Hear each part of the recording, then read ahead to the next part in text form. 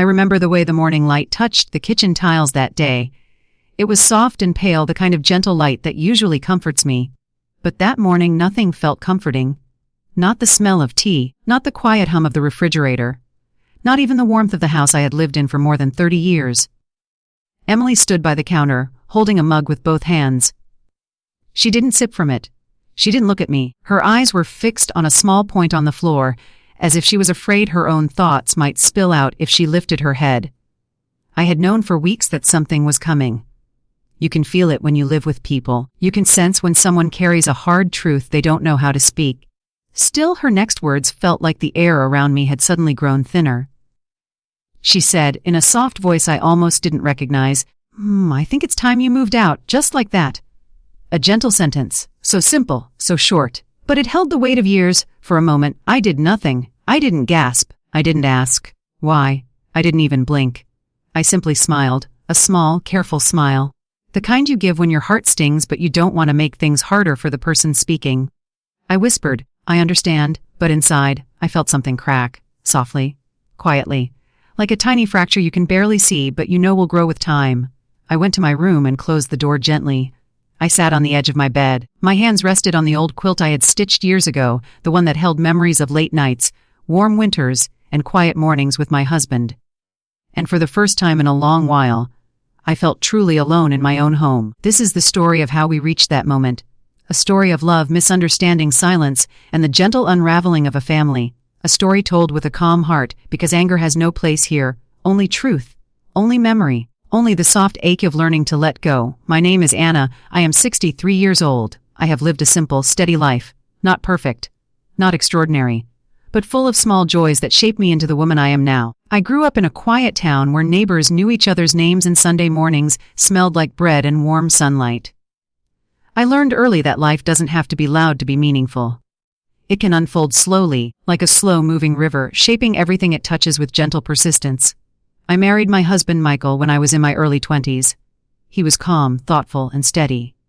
He never raised his voice, never spoke more than he needed to, but his silence was never cold. It was warm, the kind that made you feel safe. We built our home together brick by brick, paycheck by paycheck. It wasn't big, it wasn't modern, but it held our laughter, our mistakes, our hopes, and our quiet evenings sitting on the worn-out sofa watching old movies. Years later, we welcomed our only child, our son Daniel. I still remember the day he was born. He had the softest cry, almost like a small bird calling out. From the moment Michael held him, I could see something change in his eyes. A warmth, a protectiveness, a sense of purpose. Our family wasn't perfect. We had our struggles. Money was tight. Michael worked long hours. I managed the house, the baby, and everything in between. But we loved each other deeply, quietly, consistently. Daniel grew up gentle and thoughtful. Much like his father, he wasn't loud or reckless. He liked books. He liked small things, tiny puzzles, old coins, simple toys. He would sit at the dining table for hours with Michael, sorting through old screws, nails, and little wooden shapes, pretending they were treasure. Those memories warmed the house. They warmed me too. When Daniel was 13, Michael passed away. A sudden heart problem, unexpected, unfair. We were not prepared, not emotionally, not financially. I remember holding Daniel's hand during the funeral, feeling his fingers tremble as he tried to be strong. After Michael's death, it was just the two of us. We leaned on each other in quiet ways. He helped around the house more. I worked extra hours. We adjusted. We survived. As Daniel grew older, he became even more responsible, kind, soft-spoken. Every time he smiled, I saw a little bit of Michael in him. When he reached his late 20s, he met Emily. I remember the first time he brought her home. She was shy, with gentle eyes and light hands. She greeted me with a soft, "Hello, Mom," even though we had just met. She carried a small box of cookies she had baked herself. Chocolate chip, a little burn around the edges, but full of warmth. We sat at the dining table that evening. Daniel and Emily shared stories about how they met, about their work, about little everyday things that made them laugh. I watched them, feeling a soft glow in my chest. After years of raising Daniel alone, seeing him smile like that was a blessing I didn't take for granted. Emily and I got along in those early days. She helped me in the kitchen. She asked for my recipes. She listened to my stories about Michael with genuine interest. She even called me Mom from the very beginning. I thought to myself, this is good. Daniel is in good hands. After they married, they planned to rent an apartment. But the cost of living rose suddenly, and their jobs were uncertain. I offered, gently, not forcefully, for them to stay in the house with me for a while. Just until they saved enough. They accepted with grateful smiles. That first year of living together felt warm. We cooked together. We shared meals. Sometimes we watched movies after dinner, the three of us sitting on the sofa under the same blanket like a small family. I liked hearing footsteps in the hallway again. I liked setting extra plates on the table. I liked the sound of Daniel laughing with someone he loved. It felt like life had returned to the house after years of quiet loneliness. But as months turned into years, little shifts began to appear.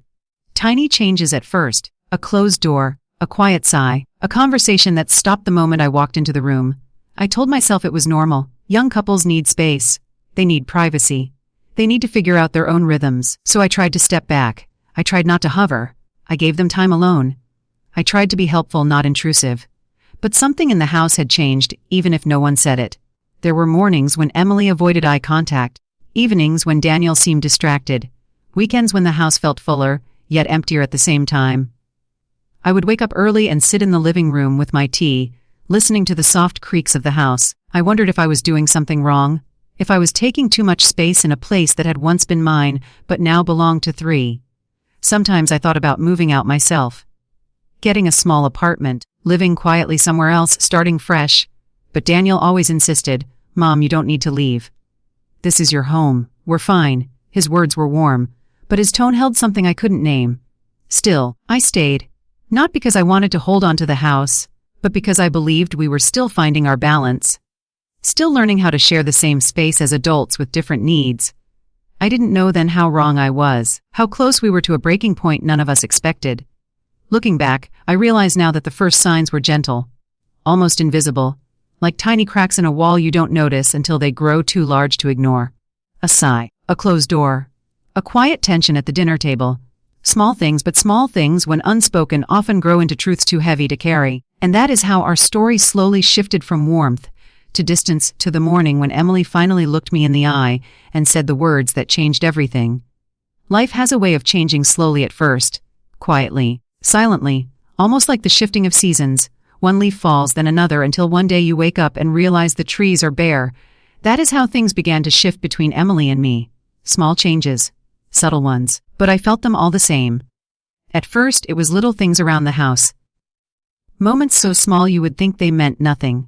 But when you live with someone, you feel the smallest tremors. There was a day when I made lunch for everyone. Nothing special, just simple rice, steamed vegetables, and chicken with ginger. Food I had cooked 1,000 times.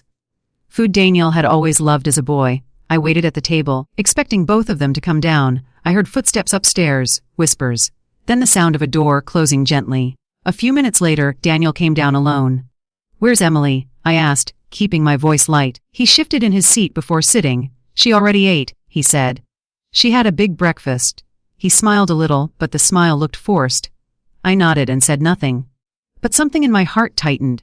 Just a small squeeze. Another day I tried to wash a basket of laundry. I had been doing everyone's laundry from the beginning, and I always thought I was helping. I took Emily's clothes from the basket and folded them neatly after drying. I placed them on her and Daniel's bed, just as I had done before. Later that evening, Emily came down to the kitchen. She looked uncomfortable, though she tried to hide it. "Mom," she said softly, I prefer washing my own clothes." Her voice wasn't rude, just uneasy. I apologized right away. "I didn't mean to cross any line," I said. "I just wanted to help."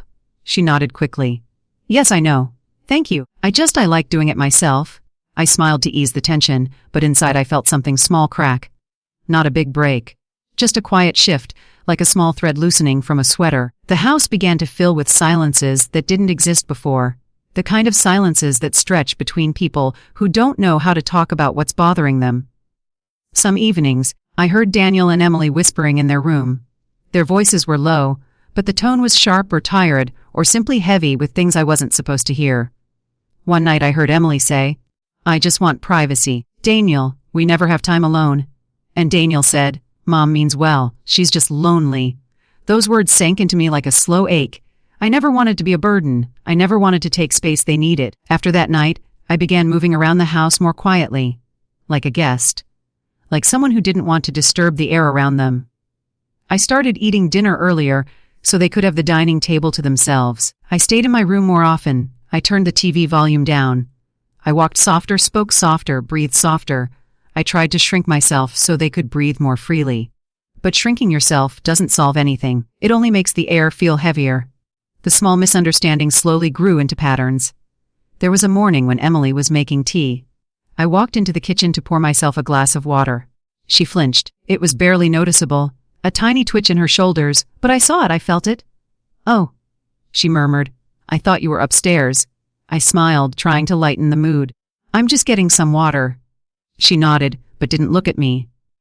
We stood there in the kitchen, both pretending nothing felt uncomfortable, even though the silence between us was louder than any argument could ever be. One rainy afternoon, when the house felt damp and cold, I found Emily alone at the dining table with her laptop open. Papers were scattered around her. Her eyes were red, as if she had been crying or rubbing them too much. I approached slowly and said, "Everything all right, dear?" She wiped her cheek quickly. "Yes, just tired, Dot." I nodded and started to walk away, but she stopped me. "Actually," she said quietly, "I've been looking at apartments online." My heart dropped for a moment, but I steadied my voice. "Oh, that's good. You're young. It's normal to want your own space." She hesitated. "I don't want you to think it's because of you," she said, but the way her voice cracked even slightly told me something deeper was going on. "I don't," I lied gently. She forced a smile. "We just need room to grow." I nodded again, pretending my heart wasn't slowly collapsing in my chest. The tension grew in quiet ways. A few days later, Daniel came to my room. He stood by the doorway instead of coming in. "Mom," he said softly, "Emily and I had a talk." His tone told me more than his words ever could. "I think maybe she's right. We should look into moving out again." I nodded like I had been expecting it. In truth, I had feared it, but I had also known it was coming. "I understand," I said. He looked relieved but also guilty. He stepped inside and sat on the edge of the bed. "I don't want you to feel alone," he said. "We're not abandoning you." I touched his hand. "You're not? You're just starting your life." He smiled weakly. Sometimes love is letting go without showing the pain it leaves inside. The evenings grew colder after that. Not in temperature, but in feeling. We still ate together sometimes, but the conversations were shorter. The laughter felt thinner. The warmth was harder to reach. One night, I accidentally overheard Emily telling Daniel, "I feel like I'm living in someone else's house. I can't relax. I can't be myself." Daniel sighed. "She's trying her best." "I know," Emily whispered. "That's what makes it harder." I closed my bedroom door quietly, my hands trembling. It is a strange kind of pain to learn you are the reason someone you love feels uncomfortable in the place you hoped they would feel safe. The hardest moment before everything broke happened on a quiet Sunday morning. The sun hadn't fully risen. I was in the kitchen making pancakes, something Daniel always loved as a boy. The smell of butter and warm batter filled the room, and for a moment, I felt almost peaceful. Then Emily walked in. She looked tired, her hair messy, her eyes swollen as if she had cried late into the night. She stared at the pancakes, at the plates, at me. She said softly, "We already ate." Her voice was flat, emotionless. I whispered, "That's all right. I can save these for later." But the silence that followed felt like a wall had risen between us. Emily took a breath. A deep, heavy breath. The kind you take before saying something you've been holding back for too long. "Mom, I feel like we're living 3 separate lives in one small space." Her voice trembled slightly. I froze. My hands went still over the pan. She continued, "I feel like I can't breathe. I feel like we're all tiptoeing around each other. And I don't want to hurt you, but I also don't want to live like this forever." Her eyes glistened, and she looked down. I nodded slowly. "I don't want you to feel trapped," I said quietly. She whispered, "I know, and I hate feeling this way. I love you, I respect you, but I am struggling." I felt the weight of her honesty settle into my bones. Struggling. She was struggling because of me. Not because I was loud or messy or demanding, but simply because I existed in a space she needed for herself. I looked at her with the gentlest smile I could manage. "It's all right," I said. "We'll find a way through this." But deep inside, I felt something begin to unravel. The final days before the breaking point felt like walking on soft ground that could give way at any moment. The house felt restless. Every closed door echoed louder. Every footstep felt cautious. Every meal shared felt fragile. I tried to distract myself, gardening, reading, cleaning, but no task could quiet the growing ache inside me. Even Daniel seemed distant, torn between 2 worlds he didn't know how to carry at once. Once, late at night, I heard him whisper, "I don't want to choose." And Emily answered, "You're not choosing. We just need space. But I knew, even if no one said it, I was the choice they didn't want to face. One evening I sat in my room holding an old photograph of Michael. He was smiling, that quiet, gentle smile he always had, the kind of smile that could calm storms. I whispered to the picture, "What would you do, Michael? How would you handle this?" But photographs can't answer, and memories can't solve what the present doesn't want to face. I closed my eyes and let the quiet fill the room. I listened to the sound of my own breath, steady and slow, and I realized something painful. No matter how much love fills a house, silence has a way of taking over when words are left unspoken. That silence was what carried us right into the morning, when Emily finally looked at me with trembling hands and gentle eyes and said the words that would change everything. But that moment belongs to the next chapter. The day everything finally broke did not begin with shouting. It did not begin with doors slamming or angry words thrown into the air. It began with quiet, a kind of quiet that feels too heavy for a home, a quiet that warns you something is coming even before you hear the words. It was a Monday morning. The sky was pale and soft, almost white. The air felt cool, as if the world was taking slow, steady breaths. I woke early, long before Daniel and Emily. I sat at the edge of my bed, letting the silence settle around me. I felt tired. Not in my body, but in my heart. Tired from tiptoeing. Tired from pretending not to notice the distance. Tired from trying to be small enough to fit into a space that didn't want me anymore. Still, I rose and went to the kitchen. I boiled water. I made tea. I listened to the soft bubbling sound, and it felt like the only thing in the house still speaking to me. I set the table. 3 cups, 3 small plates. I didn't know if they would join me, but setting the table had become a habit of hope. Then I sat quietly and waited. I heard them wake around 7, footsteps upstairs, a soft drawer sliding open, a muffled conversation behind a closed door. I told myself not to listen, but the walls felt thin. "It's time," Emily whispered. I didn't hear Daniel's answer, just the weight behind her words. After a few minutes, they came downstairs together. Daniel looked nervous, Emily looked determined, but also sad. Her eyes were gentle, but her shoulders were tight, as if she was holding something heavy inside. "Good morning," I said softly. They both murmured greetings, then sat carefully at the table. No one touched the tea. A long silence filled the room, a silence so big it felt like another person sitting with us. Daniel glanced at Emily. Emily took a breath. Then she looked at me, really looked at me. And in her eyes, I saw the moment everything would change. "Mom," she began, her voice trembling. "We need to talk." The words came like a slow ache. I folded my hands in my lap and nodded. "All right," I said. Emily swallowed. She struggled with her first few words. "I want to say this kindly," she whispered. "I don't want to hurt you." Her voice cracked on the last word. My heart tightened, but I kept my expression calm. "Just tell me what's troubling you." She lowered her gaze to her hands. "It's the house," she said quietly. "I feel like I can't breathe here anymore." I didn't speak. I let her continue. "I know you try to be careful. I know you don't mean to make things hard. I know that, and I'm grateful. But," she paused, then looked at Daniel. Daniel reached for her hand. "But we need our own space," she said. "We need privacy. We need a home that is just ours." I nodded slowly. "I understand," I said, even though part of me didn't. Emily hesitated again. Her voice softened. "And I think for now it might be better if you found somewhere else to stay." She didn't say the word leave. But I heard it anyway, clearly, loudly, deeply. My hands tightened in my lap. For a while, she added quickly, "Just until things settle."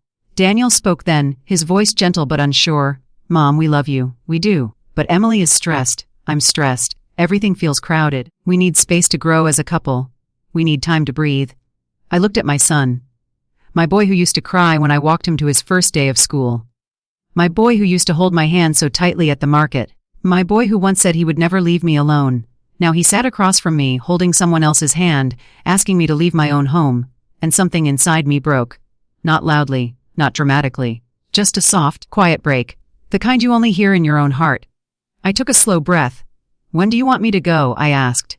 Emily's lips parted in surprise. She wasn't expecting me to ask so directly. Daniel looked away. "We were thinking maybe soon," Emily said softly. "Maybe this week?" "This week. Not next month. Not after they helped me find a place. Not after making sure I would be all right. This week." I nodded again. My voice was steady, even though my chest felt tight. "All right," I whispered. But inside everything was shaking. I stood up slowly and collected the untouched teacups. My hands trembled only a little, and I prayed they didn't notice. "Thank you for telling me." I said quietly. I want both of you to be happy. Emily's eyes softened with guilt. I'm sorry, she whispered. I really am, I smiled. A small, tired smile. I know, I said. You're not a bad person, Emily. You're just trying to live your life? That made her cry, quiet tears. She wiped them quickly, embarrassed. Daniel stood and came toward me. Mom, I held up my hand gently. It's all right, Daniel, I said. It's all right, but nothing inside me felt all right. I went to my room and sat on the bed. For a long time, I didn't move. I stared at the wall, at the small photograph of Michael on the nightstand, at the soft light coming through the curtains. The house that once felt warm now felt foreign, like I was already a visitor, like my shadow didn't belong on the floorboards anymore. I touched the blanket beside me with trembling fingers. This was my room. This was my home. This was the place I had lived with my husband, raised my son, built my memories, and now I was being asked to leave it, quietly, gently, but still, leave it. The pain came slowly, like a quiet wave, not loud enough to drown me, but strong enough to make my eyes blur with tears. Later that afternoon I began packing small things. Not because anyone told me to, just because sitting still hurt too much. I folded clothes, I gathered photographs, I stacked books neatly into a box. Halfway through, my hand stopped. I held a small sweater Daniel wore when he was a toddler. I kept it all these years. It still smelled faintly of old cotton and memories. I pressed it to my chest and let myself cry, softly, silently, into the fabric. Not because I was angry, not because I blamed anyone, but because love sometimes hurts in ways we never expect. And that pain, the pain of being asked to leave the home you built with your whole life, is the kind that lingers. But what hurt most was how quietly it happened, how simply the words were spoken, how calmly I accepted them, as if my heart had already been preparing for this moment. That night, the house was silent again. Daniel and Emily kept to their room. I stayed in mine. I could hear their muffled voices. Not arguing, just talking, but I didn't listen. I didn't want to know what they were planning. I didn't want to hear more words that might bruise me. Instead, I sat by the window looking out at the dark sky. The moon was thin, barely visible. Clouds moved slowly, drifting in and out of the night. I whispered to the quietness, I will find a way. I will be all right. Saying it out loud made the loneliness sink deeper. Yet somehow it also gave me strength. Sometimes the turning point in life is not a loud storm. Sometimes it's a single sentence spoken softly at a kitchen table. Sometimes it's a quiet realization that you must let go sooner than your heart is ready. And sometimes it is the sound of your daughter-in-law's trembling voice saying, "We need you to leave." Those words stayed with me long after the house fell silent. The days after that conversation slipped by slowly, like soft rain falling on a window. Nothing dramatic happened. No raised voices, no tears in front of one another.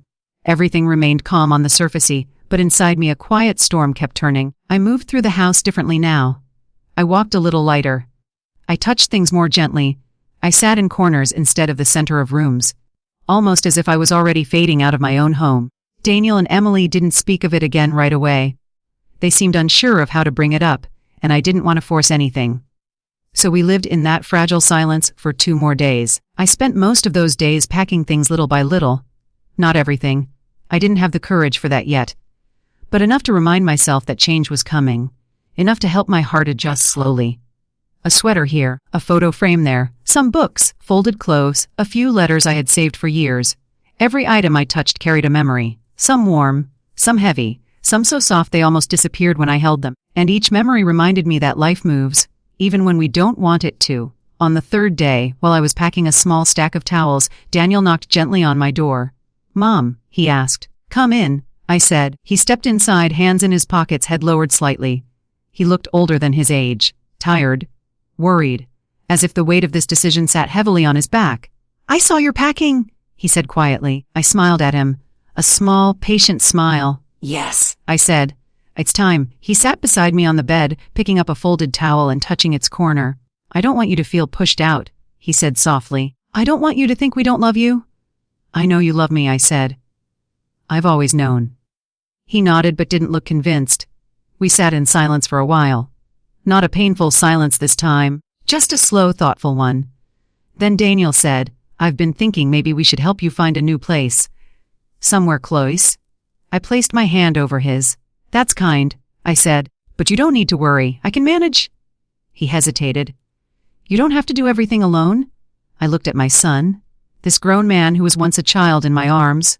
And for a moment, my heart softened in a different way. I won't be alone, I said. I'll have myself. And that has to be enough for now. He nodded slowly. Perhaps he wanted to argue. Perhaps he wanted to apologize again, but neither of us had the strength for another heavy conversation. So he sat quietly beside me until the weight in the air dissolved a little. Later that evening, Emily came to my room. She knocked softly. Mom, can we talk? I looked up from the box I was sorting. Her face was careful, too careful. Like she was afraid of hurting me more. Of course, I said. She stepped inside, her hands clasped in front of her. I saw Daniel talk to you, she said. I nodded. She took a small breath. I want to say again, I never meant to make you feel unwelcome. Her eyes filled with guilt. Not anger, not defensiveness, just guilt. I felt something soften inside me. I know, I said gently. You're not a bad person, Emily. You're human, you need space, that's not wrong.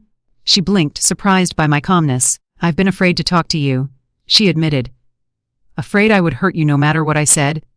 You spoke honestly, I said. That takes courage. Emily looked down at her hands. I wish things were easier, she whispered. I wish we could all fit into the same space without stepping on each other. I came closer and touched her arm. Some families do, I said softly, but some need more room to breathe. That doesn't mean we don't love each other. She looked up, her eyes glassy. Thank you, she whispered.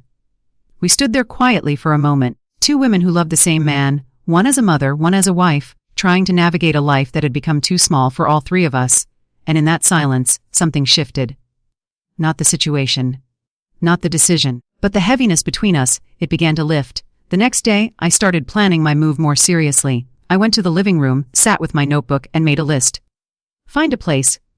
Call the housing office. Check small rentals nearby. Look at senior apartments. Sort through storage boxes. Donate things I no longer need. It felt strange making these lists. Not sad exactly. Just foreign. As if I was preparing for a new chapter I hadn't expected to write. The house was quiet while I wrote. The morning light came through the windows softly, painting the room in warm gold. The air felt still but gentle. For the first time in days, I felt a small bit of peace. Not joy, not excitement, just peace, the calm acceptance that comes when you stop resisting what life is asking of you.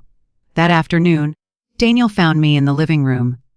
Mom, he said carefully, Emily and I talked. We want to help you look for a place tomorrow, if you want that. I looked up at him, my heart warming just a little. I would appreciate that, I said. But only if it doesn't feel like an obligation. He sat beside me.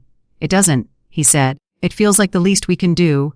We spent the rest of the afternoon looking at listings on his phone. Some were too expensive, some too far, some too small. But one was just right, a small apartment near a park. Clean, bright, peaceful. My heart felt lighter as I looked at the pictures. I think I could live there, I whispered. Daniel smiled, a real smile this time. Then we'll go see it tomorrow, he said.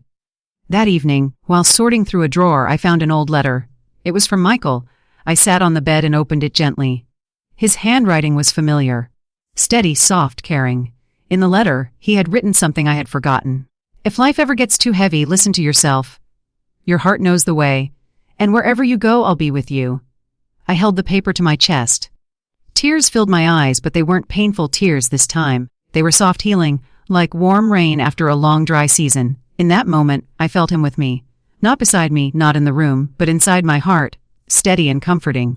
And I realized something. Leaving the house did not mean leaving my memories. Leaving did not erase the love that had lived within those walls.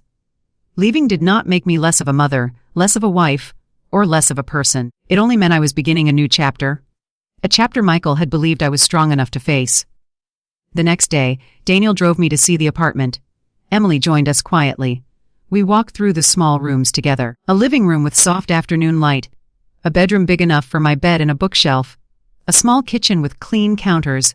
A window that looked out onto a row of trees. I ran my fingers along the window frame. The wood was warm from the sun. I like it, I whispered. Emily smiled softly. Daniel nodded. We signed the papers the next day, and just like that, I had a new place to call home. The days that followed were filled with packing, sorting, cleaning, and preparing. Daniel helped carry boxes to the car. Emily helped fold clothes and wrap delicate items in soft towels. None of us said the word goodbye. We didn't need to. It hung gently in the air already. The morning I left, I walked through the house slowly, room by room, touching door frames, running my hands over kitchen counters, looking at the empty hallway where family pictures once hung. Each step felt like breathing out something heavy. Each step felt like letting go. When I reached the front door, Daniel hugged me tightly. Emily hugged me too. It wasn't dramatic, it wasn't loud, just quiet, warm, heartfelt. "We'll visit," Daniel said. "I know," I whispered, and then I stepped outside. The door closed behind me with a soft click, not harsh, not painful, just final. A new beginning waited on the other side. Not perfect, not easy, but mine. My new apartment was quiet the first night. Very quiet. The kind of quiet that makes you hear your own heartbeat. The kind of quiet that reminds you that life has changed, even if you're not ready to say it out loud. I sat on the edge of my new bed, hands resting gently on my knees. The room was small, but it was warm. The afternoon light from earlier had softened into a soft evening glow. It painted the walls in shades of pale gold. I breathed slowly, in and out, letting the air settle inside me. For the first time in a long while, I felt something simple and steady. Space. There was no voice behind a closed door, no footsteps I worried about disturbing, no careful silence that pressed against my chest, just space. And a quiet I could finally call my own. The first few days were a mixture of peace and loneliness. I cooked small meals in my tiny kitchen. I unpacked my books and placed them neatly on the shelf. I hung Michael's picture near the window where the light touched it softly each afternoon. Sometimes I cried. Not because anyone had hurt me, but because change opens places in the heart we forget are there. Other times, I smiled, at the way sunlight fell on the floor, at the sound of children playing in the park nearby, at the thought of new beginnings even at my age. Life, if I realized, doesn't stop giving us chances to grow, even when we feel tired, even when we feel left behind. A week after I moved in, Daniel came to visit. He knocked softly the same way he had at home. "Mom," he said gently. I opened the door, and his face relaxed with relief. "I've been worried," he admitted. "I'm all right," I said, and I meant it. He stepped inside, looking around slowly. "It's nice," he whispered. "It's enough?" I said. We sat together at my small table. He told me how things were at the house. He told me Emily was doing better. He told me they were trying to make the home feel lighter now. "I hope you don't feel like we pushed you out," he said suddenly. I touched his hand the way I used to when he was little. "You made a choice for your marriage," I said gently. "That's what people do when they love each other."